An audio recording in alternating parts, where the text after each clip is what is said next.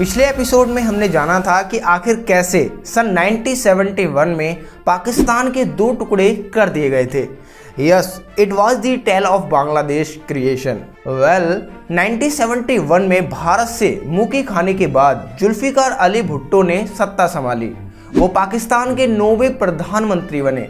यहाँ ध्यान देने योग्य बात यह है कि अब तक भारत में केवल 2 ही प्रधानमंत्री बदले गए थे, वहीं पाकिस्तान में ये संख्या 9 जा पहुंची थी, जो ये दिखाता है कि पाकिस्तान पॉलिटिकली कितना ज्यादा अनस्टेबल था। भुट्टो के हुकूमत में आ जाने के बाद पाकिस्तान का भला तो खैर क्या ही होता, बल्कि उनके बुरे दिनों की शुरुआत जरूर हो गई थी।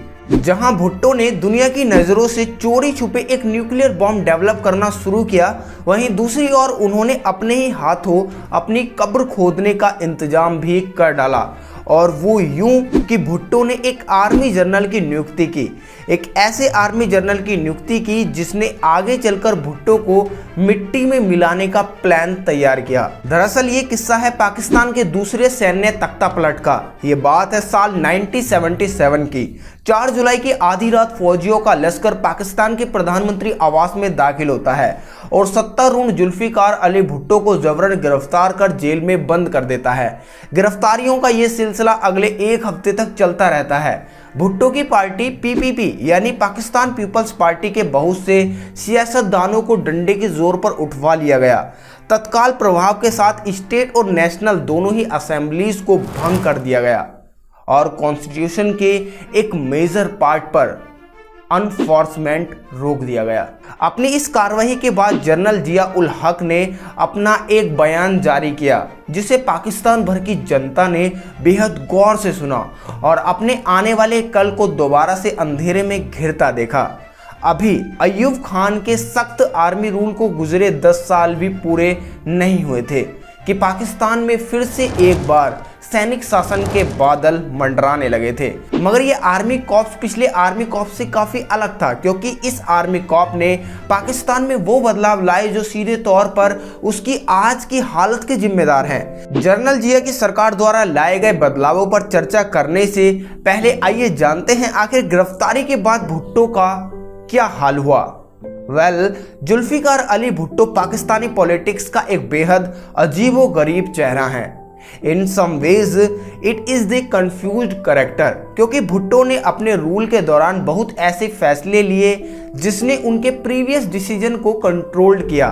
फिर चाहे वो पाकिस्तान में लैंड रिफॉर्म को लाकर अमीर जमींदारों से जमीन लेकर गरीब किसानों में बांटनी हो, और at the same time atom bomb जैसी बेहद महंगी चीज को विकसित करना हो, वो भी इस कॉस्ट पर कि उन्हें इंडिया की तरफ से लगातार फाइनेंशियल बैकलैशेस का सामना करना पड़ रहा था। इंडिया से कॉम्पीट करने के चक्कर में पाकिस्तान में अपने सारे साइंटिस्टों को सब कुछ छोड़ छाड़ कर एक ही प्रोजेक्ट पर लगा दिया। खैर, इससे पहले कि इस प्रोजेक्ट का रिजल्ट आता, पाकिस्तान की अदालत ने भुट्टो के नाम का डेथ वारंट जारी कर दिया। अब ऑब्वियसली ये जनरल जिया की ही मर्जी से हुआ था। ही नोज कि अगर उसने भुट्टो को नहीं मारा और किसी तरह अगर वो वापस पावर में आ गया तो वो उसका काम तमाम कर देगा।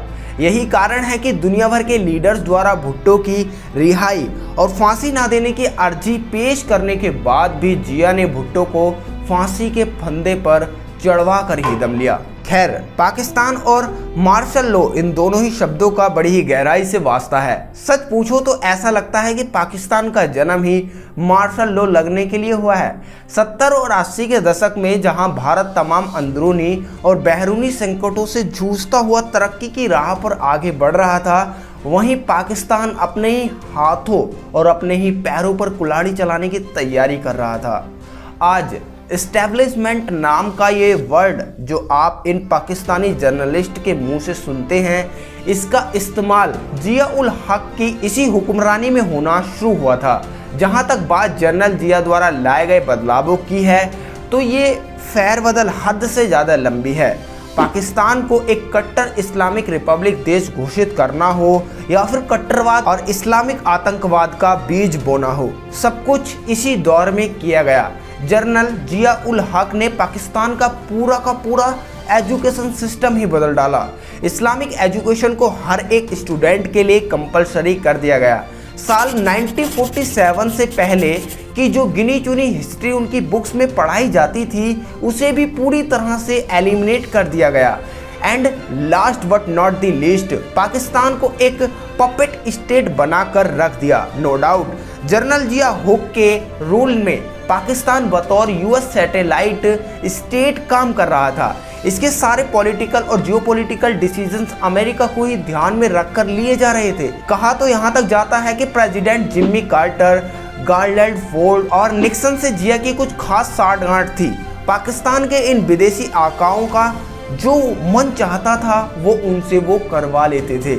तो अब समझे आप, पाकिस्तानी पॉलिटिक्स में फॉरेन पावर्स का इंटरफेयर कोई आज की बात नहीं है, ये तो पिछले कई दशकों से चलता आ रहा है। आप खुद ही सोचिए, भारत की सेना में जनरल की कुल संपत्तियां कुछ लाख या फिर ज़्यादा से ज़्यादा 1-2 करोड़ रुपए होती है, मगर पाकिस्तानी जनरल $1 मिलियन से नीचे तो बात ही नहीं करते। तो कभी आपने सोचा है कि आखिर ये पैसा आता कहाँ से है? Well, you will shock to know, आज की डेट में पाकिस्तान की फौज बच्चों की सुसुपोटी रोकने वाले डायपर बनाने से लेकर घरों के कंस्ट्रक्शन में यूज करने वाले सीमेंट तक हर एक चीज बनाती है। पाकिस्तान की फौज के पास 150 से ज्यादा कंपनीज हैं जो अलग अलग चीजों को बनाकर बेचती हैं to fulfil their greeds. Pakistan की आर्मी लड़ने के सिवाय वो सारे काम करना जानती है। वैसे 4 बार लड़ने की कोशिश भी की उन्होंने, रिजल्ट पूरी दुनिया के सामने है। Anyways, back to the topic. 1988 में जिया रूल एंड होने के बाद पाकिस्तान में दोबारा इलेक्शन हुए और इस बार पाकिस्तानी सियासत में एक ऐसे चेहरे का उदय हुआ जिसने सबको हैरान करके रख दिया। जी हाँ, ये चेहरा था जुल्फिकार अली भुट्टो की बेटी बेनजीर का, जो आगे चलकर पाकिस्तान की पहली प्रधानमंत्री बनी। 19 का ये दशक दुनिया भर के लिए चुनौतियों से भरा था। ऑयल प्राइसेस में हुई हाइक हो या फिर एशियन कंट्रीज के सर चढ़ रहा इकोनॉमिक क्राइसिस, पाकिस्तान समेत पूरा साउथ एशिया इस समय स्ट्रगल कर रहा था। अपनी पहली टर्म में बेनजीर ने 2 सालों तक राज किया, जिसमें उन्होंने पाकिस्तान की बिगड़ती अर्थव्यवस्था को और ज्यादा बिगाड़ने में पूरा साथ दिया। कश्मीर में जिहादियों को पनाह देनी हो या फिर पहले से ही ज्यादा बेहतरीन गवर्नेंस का नमूना पेश करना हो, इस अनएक्सपीरियंस्ड लीडर ने वो तमाम ब्लंडर अंजाम दिए जिसने पाकिस्तान की हालत पहले से ज्यादा खराब करने में पूरा का पूरा सहयोग किया। खैर, इसके बाद पाकिस्तानी सियासत का बदनाम तरीन चेहरा नवाज शरीफ पावर में आया, जिसने अपने घोटालों और भ्रष्टाचार से पाकिस्तान की सियासत में एक नया कीर्तिमान रचा। सत्ता की इस रसाकसी के बीच पाकिस्तानी डेमोक्रेसी की मानो चटनी सी बन गई। साल 1999 तक ये दोनों लीडर सत्ता की अदला बदली करके पाकिस्तान पर राज करते रहे। यहाँ इस और भारत में भी सियासत डोल रही थी। 1991 में तमिलनाडु के श्री पेरम्बदूर में राजीव गांधी की हत्या के बाद 8 सालों के अंदर 6 प्राइम मिनिस्टर आकर चले गए। But again Indian political scenario Pakistan से काफ़ी डिफरेंट है, बिकॉज यहाँ एक प्रॉपर डेमोक्रेटिक प्रोसेस था और साथ ही जनरल इलेक्शन और पावर ट्रांसफर में आर्मी या किसी फॉरेन पावर का रत्ती भर भी इन्फ्लुएंस नहीं था। अनलाइक पाकिस्तान जहां प्रधानमंत्री गद्दी पर बैठता ही आर्मी जनरल की परमिशन से है। After all most countries have आर्मीज but in Pakistan the army has a country. और यहाँ से शुरू होती है पाकिस्तान के तीसरे और अब तक के मोस्ट रिसेंट आर्मी कॉप की स्टोरी। 12 अक्टूबर साल 1999 वो तारीख जो पाकिस्तान के राजनीतिक इतिहास में एक और मोड़ लेकर आई। दरअसल ये तारीख थी पाकिस्तान पर लगने वाले तीसरे मार्शल लॉ की।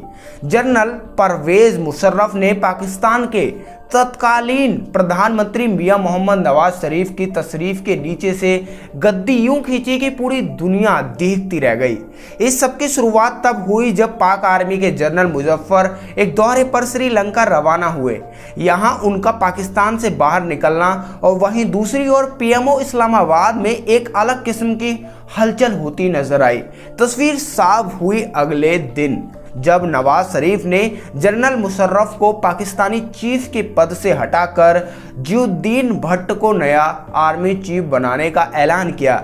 जैसे ही ये खबर वहां जनरल मुशर्रफ तक पहुंची तो अगले ही पल वो भी पाकिस्तान के लिए रवाना हो गए। इस हाई वोल्टेज ड्रामा के बीच जैसे ही मुशर्रफ पाकिस्तान पहुंचे, जहां उन्होंने सरकार का तख्ता ही पलट कर दिया और जिस नवाज शरीफ ने उन्हें प्रधानमंत्री बनाया था उसी को सत्ता से नीचे उतार कर खुद पाकिस्तान के राष्ट्रपति बन गए। शरीफ को लंबे वक्त तक हाउस अरेस्ट में रखा गया और फिर उन पर बहुत से मुकदमे चलाए गए। हालांकि इस दौरान ये सुनवाई चलती रही और पाकिस्तान में प्रधानमंत्री बदलते रहे। साल 2002 से लेकर आज की डेट यानी 2023 के बीच 10 प्रधानमंत्रियों ने सत्ता का स्वाद चखा, मगर पाकिस्तान पर मंडराते संकटों का समाधान कोई ना कर सका, या फिर ये कहे कि किसी ने भी करना ही नहीं चाहा। तो दोस्तों, ये थी पाकिस्तान की कंप्लीट पॉलिटिकल स्टोरी, जहां आपने पाकिस्तान की सो कॉल्ड एस्टेब्लिशमेंट और सरकार के बीच सत्ता की रस्साकसी होती देखी, मगर असली कहानी तो अभी बाकी है। पाकिस्तान के इकोनॉमिक क्राइसिस और आइडेंटिफाई फेलियर पर गहराई से जानकारी पाने के लिए हमारी अपकमिंग वीडियोस को ज़रूर देखें। और अगर आप हमारे चैनल आई ओपनर पर न्यू हैं तो प्लीज़ सब्सक्राइब जरूर से कर दें ऐसे ही इन्फॉर्मेटिव वीडियोस देखने के लिए। Thank you for watching, bye.